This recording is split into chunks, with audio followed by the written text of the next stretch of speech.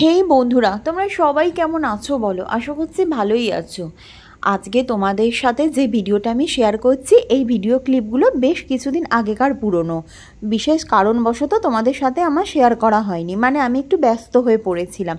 তো যাই হোক, তখন রাত্রি 12টা বাজে, শুয়েছিলাম বিছানায়। তো দেখছি বাবারে জানলা দিয়ে কীরকম বিদ্যুৎ চমকাচ্ছে, অথচ কোনো সাউন্ড নেই, কোনো আওয়াজ নেই, মানে বজ্রপাতের কোনো লক্ষণই নেই। তো এখানে বিদ্যুৎ চমকাচ্ছে অথচ বজ্রপাত হয়নি। আমার কেমন লাগলো, তাড়াতাড়ি করে আমি উঠে পড়লাম। তোমরা অনেকেই দেখেছো। তো এই ঘটনাটা ঠিক কী ঘটেছিল সেটা আমার জানা নেই। তোমাদের যদি কারোর জানা হয়ে থাকে, তোমরা যদি জানো যেটা ঠিক কী হয়েছিল, অবশ্যই কিন্তু আমাকে কমেন্ট করে জানাবে। তো যাই হোক, আমি তো উঠে পড়লাম, কারণ আমাকে তো ক্যামেরাবন্দি এটা করতেই হবে, আর বন্ধুদের সাথে শেয়ার করতে হবে। তো তারপরে বৃষ্টি শুরু হয়েছে, দেখো। আমি তাড়াতাড়ি করে চলে এলাম জানালা বন্ধ করতে, কারণ ঝাপটা দেবে তো, জিনিসপত্র সব ভিজে যাবে। এখন রাত 12টা বাজে, শুয়ে পড়েছিলাম, আবার উঠে এলাম, কারণ জানালা বন্ধ করতে হবে তো, নাকি?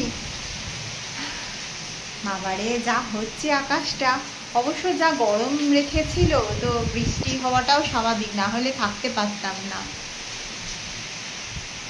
মর্নিং বন্ধুরা, কালকে সারা রাত্রির ধরে বৃষ্টি হয়েছিল, আর কিভাবে বিদ্যুৎ চমকাচ্ছিল সেটা তো তোমাদের দেখিয়েছি।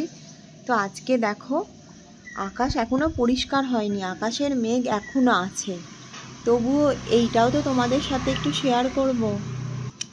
মেঘলা আকাশ, মেঘলা দিন, দারুণ লাগে। এখানটা দাঁড়িয়ে আছি আর হাওয়া খাচ্ছি, খুব সুন্দর সকালবেলা হাওয়া দিচ্ছে। এখন অবশ্য সকাল 7টা বাজে।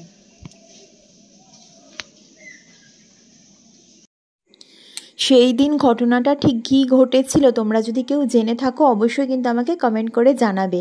আর বেশি আমি কথা বলছি না, আমি ব্লগটা এখানেই শেষ করছি। তোমরা ভালো থেকো, সুস্থ থেকো, চলো টাটা।